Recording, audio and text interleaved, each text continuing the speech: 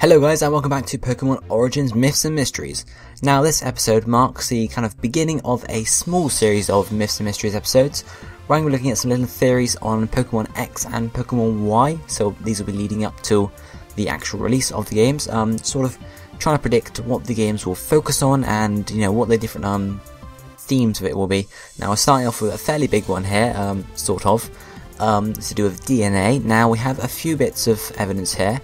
First off, in the Japanese X and Y logos, we can see a little DNA double helix by the X and the Y sort of area. We can see that there. So straight away, this sort of indicates to us that it might be actually related to DNA in some way or form. It's just in the logo. It's not part of the word or anything. It's not been in any previous Pokemon logos, so it's new for this generation and these games. So I think that's a definite hint that we're going to see something about DNA in there. The second sort of thing hinting at it is the Mega Evolutions that were recently released, whatever you want to say, as that might hint at some sort of DNA change. They're molecules inside your Blaziken or your Mawile or your Lucario. They could mutate when exposure to a Megastone, is it? Yeah, a Megastone. So the Megastones could give some sort of radiation, and when brought close to a Pokemon, the cells mutate and it evolves or Mega evolves into a Mega Blaziken or a Mega Mewtwo or whatever, something like that. So yeah, I think that's a very good case there. The stones give off radiation, and that's what we'll talk to Karina about in the games. And there's also this sort of tower island thing next to her town with her gym. I can't exactly remember the name of it, but apparently that's got to do with something to do with the Mega Evolutions as well. Maybe that's where the stones come from, or something along those lines. Maybe there was some sort of explosion or research going on there, and that's how they came about. It could hint at that at all, or it might just be some sort of shrine that's been there for hundreds of thousands of years or something like that, from the ancient times, along those lines.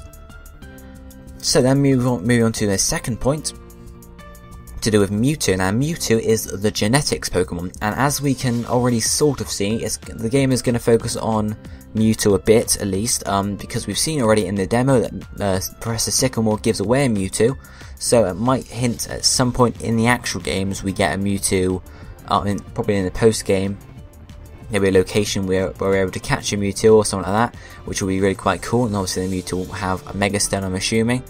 So that'd be really cool and really hard battle, I'm assuming.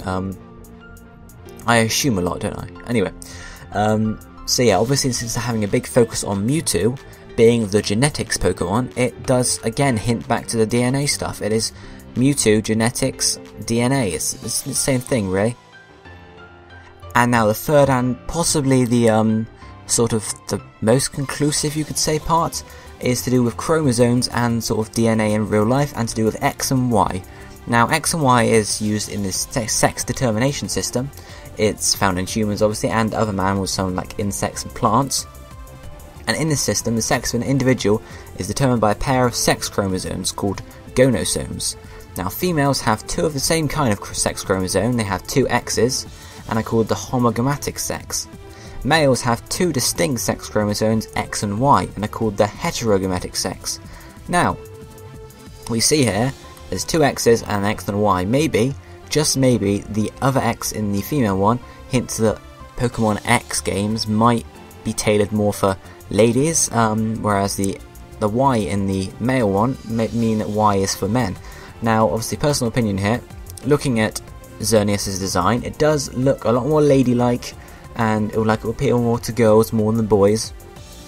And looking at Yveltal, we can see easily there it's the opposite. So it's a red, it's sort of black and stuff.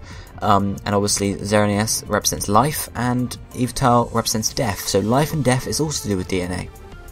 Now another thing to it's in contrast actually, that this system is in contrast with the ZW sex determination system found in birds, some insects and many reptiles, and other animals in which the heterogametic sex is female. So I'm assuming the males are ZZ and the females are ZW, which would make sense. males are ZZ, females are ZW. So this may hint, many of us are expecting for the sequel to be Z, Pokemon Z, Pokemon Z, etc. Like going back to the old, Heart Gold, Silver, Crystal instead of the Black to White Zoo. I personally didn't like that sort of format.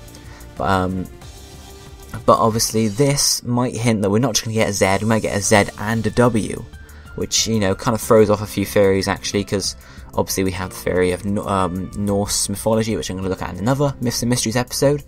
And we also have, some other stuff talking about the legendary Pokemon. It might be a quartet,